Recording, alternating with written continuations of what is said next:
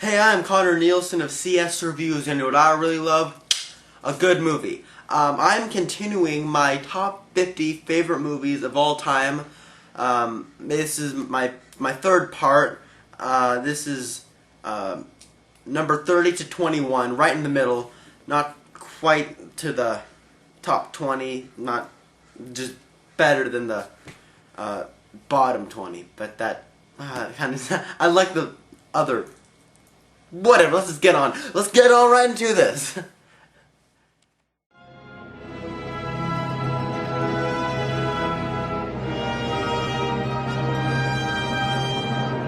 so coming in at number 30 is the original Night of the Living Dead from the year 1968, directed by George A. Romero.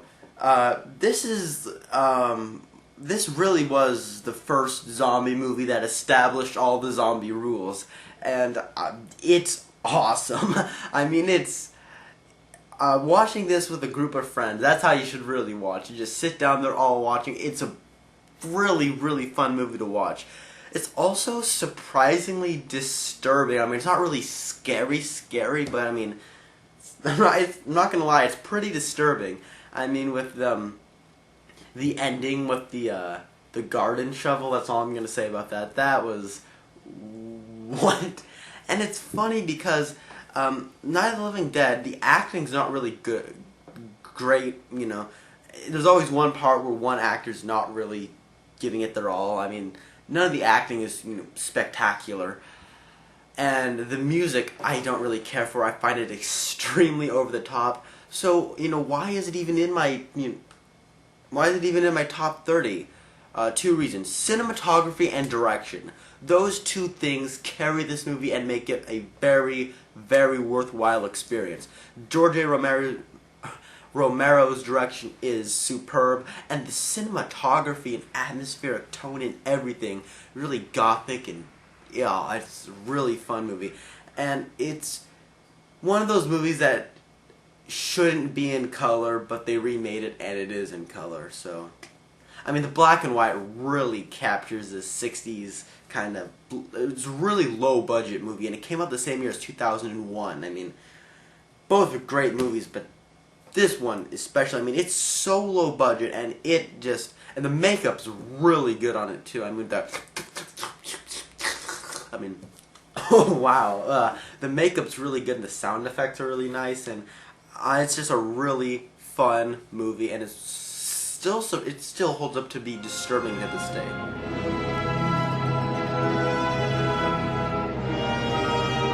Alright, coming in at number 29 is Alfred Hitchcock's very early British masterpiece, The Lady Vanishes.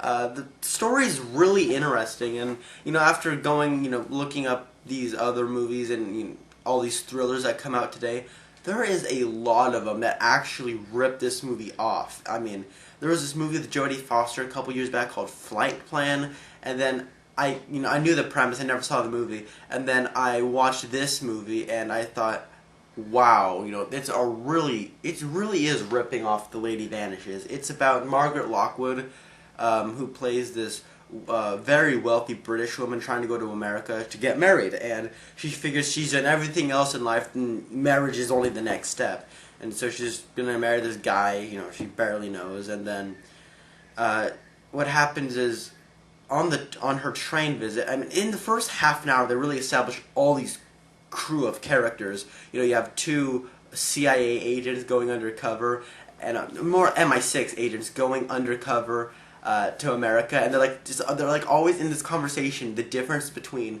cricket and baseball. I mean, the dialogue there is hilarious, and they have like the British wry sense of humor, like, oh, well, see the innings here, and well, that's not nearly as sophisticated as cricket. Well, no, it's not. It's an American sport. I'm laughing. I mean, it gets great dialogue between them two, and then you know, you get Margaret Lockwood, and then you get the old woman who and then you get the musician who's like causing all this disturbance between Margaret Lockwood, and they really get to hate each other, and I mean, it's really interesting. And then what happens is she befriends the old woman on the train, and then she gets bonked on the head and she wakes up and she's completely gone, and she starts asking about people, and well, she's completely gone. Well, I want to see this, and well, we don't know where she is. And then she starts to believe, but then clues start adding up that, people are saying that she's not there, but, certain things that happened are starting to add up, and then she befriends a musician who she doesn't want to be around, but he's the only one that will even help her, and it's really good. I mean, it's Hitchcock classic. It's a really good suspense. The suspense really holds up. I mean, Hitchcock, just has that timeless suspense feel that no matter what, it's gonna be a Hitchcock movie, so the suspense is gonna be timeless, and I really had a blast watching this. I might watch it again, after I'm finished with this list. So yeah, Lady Vanishes coming in at number 29.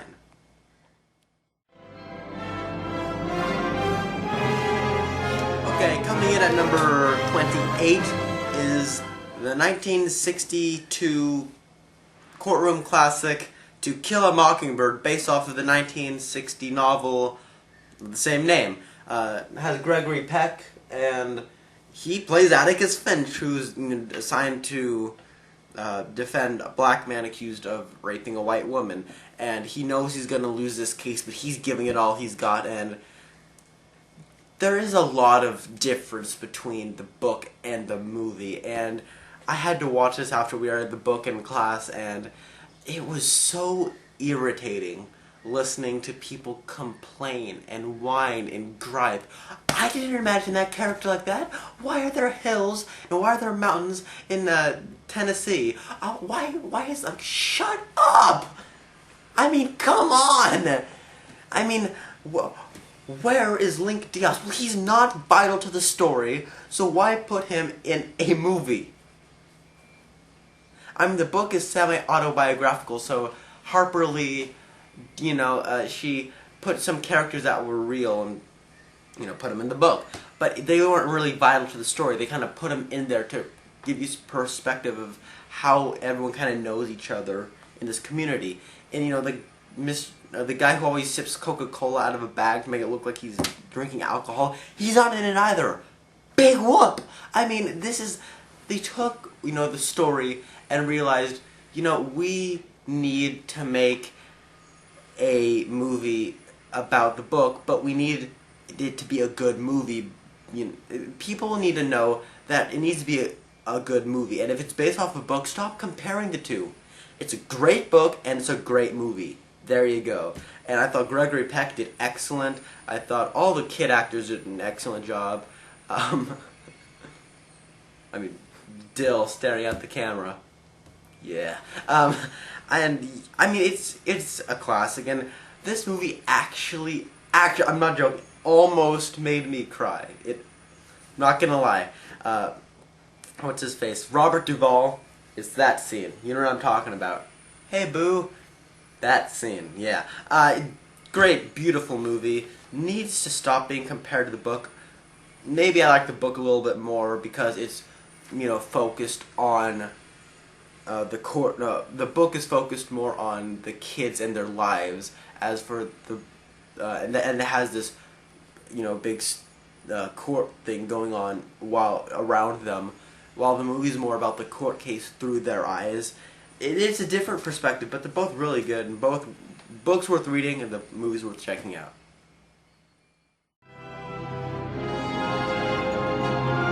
Alright, next is another movie based on a book, but unlike this one, this movie is way better than the book.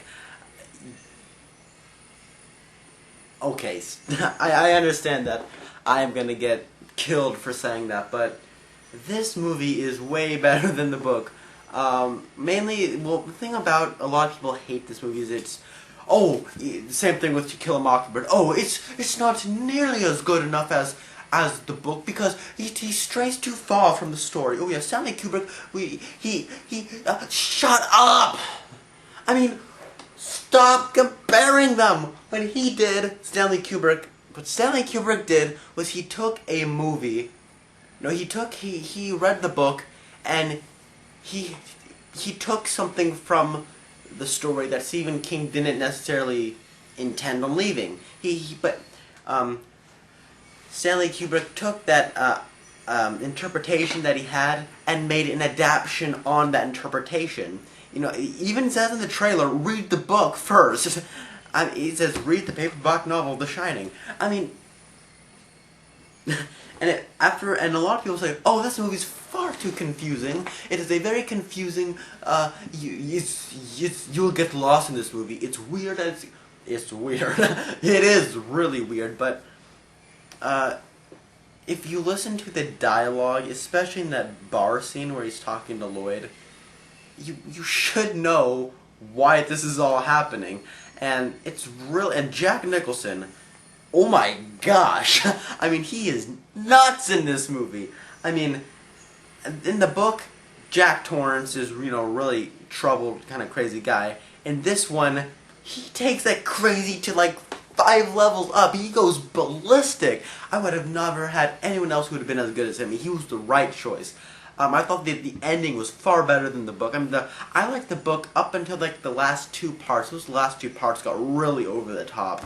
But this one, they maintained everything and they kept it realistic and just, you know, the way they kept the same tone as the book, but they kept the same tone throughout consistently. As for the book, kind of went up a haywire, more goofy, silly. But this is really, really great horror movie. Really intense, and I love Kubrick's bizarre. I think he should have done more horror movies, but definitely check out The Shining if you haven't already. Horror classic.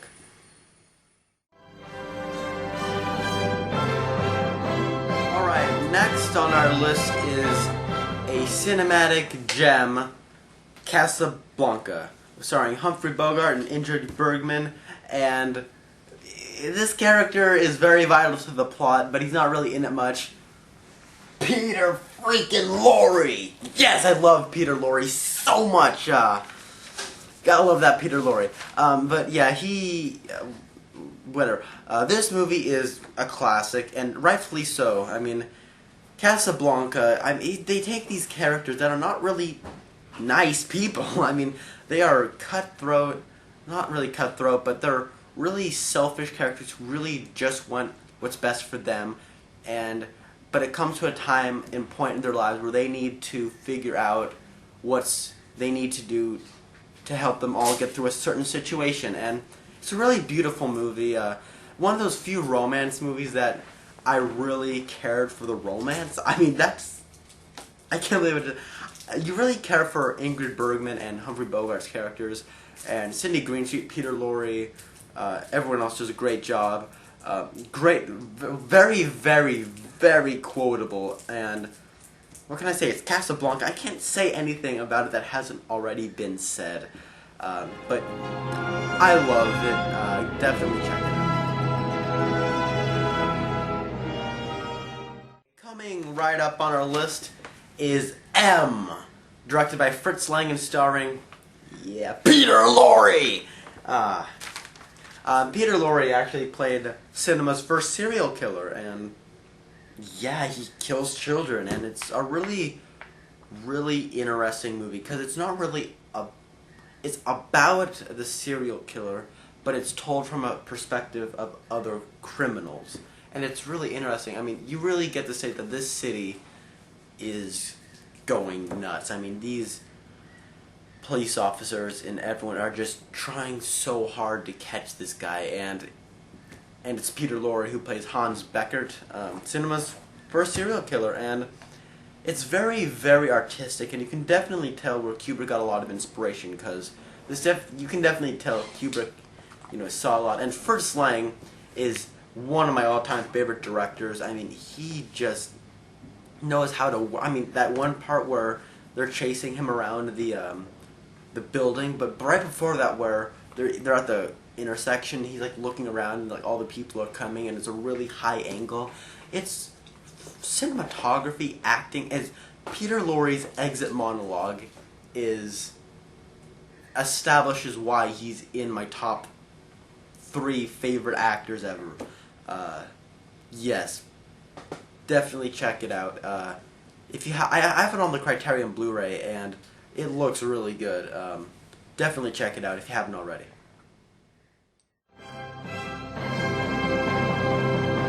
Next on this list is Christopher Nolan's The Prestige, starring three superheroes, Alfred, Gollum, and David Bowie himself.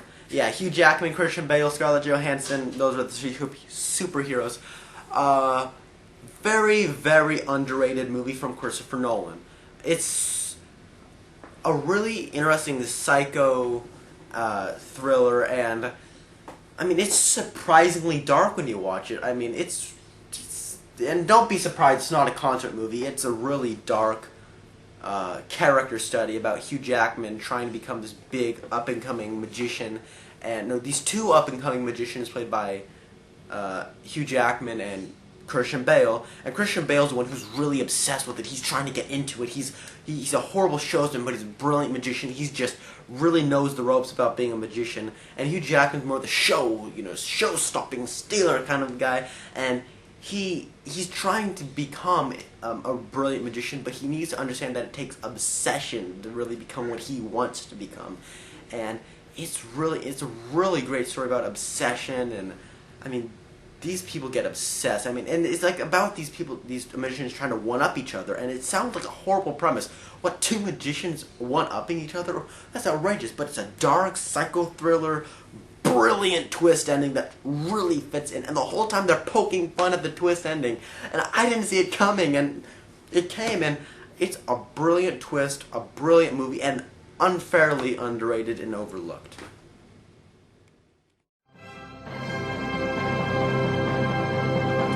Is the Kubrick comedy classic gem, Dr. Strangelove, How to Learn to Stop Worrying and Live the Bomb.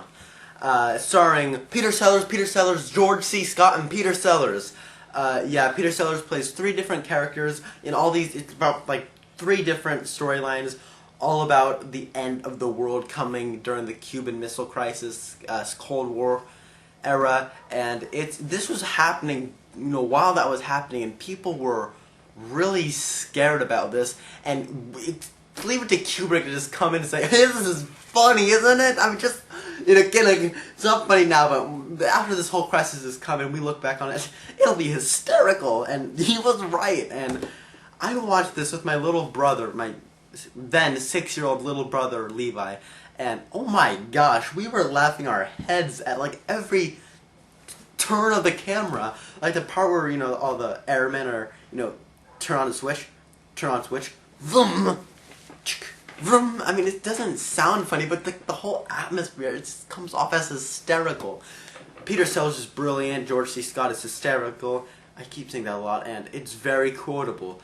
The ending is funny, and I mean, what more can I say? It's a comedy classic, Peter Sellers is great, check it out.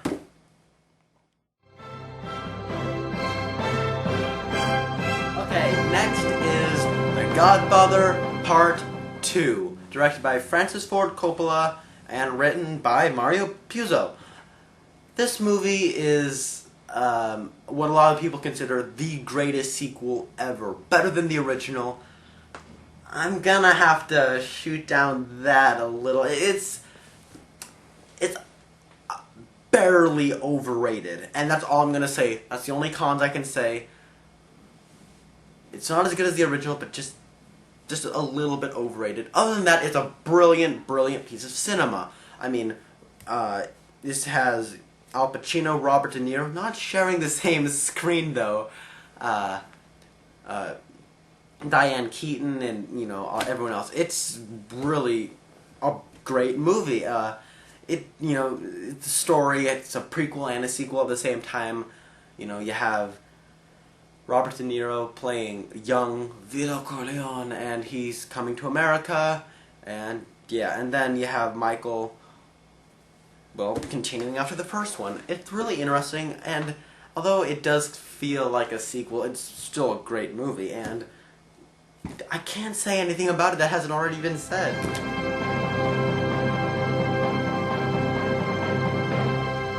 Okay, wrapping up this list is The Empire Strikes Back, starring Mark Hamill, Carrie Fisher, Harrison Ford, Anthony Daniels, James Earl Jones, Kenny Baker, Billy Dee Williams, whatever. Yeah, it's a great movie. I just saw it last night, and is widely considered the greatest Star Wars movie ever. I can see where they're coming from, although it's not mine. It is a great, great piece of cinema, and I think that Darth Vader is just awesome. I mean, you watch this, you're like, Darth Vader, you earned your number 3 spot in AFI's and top 50 bad guys.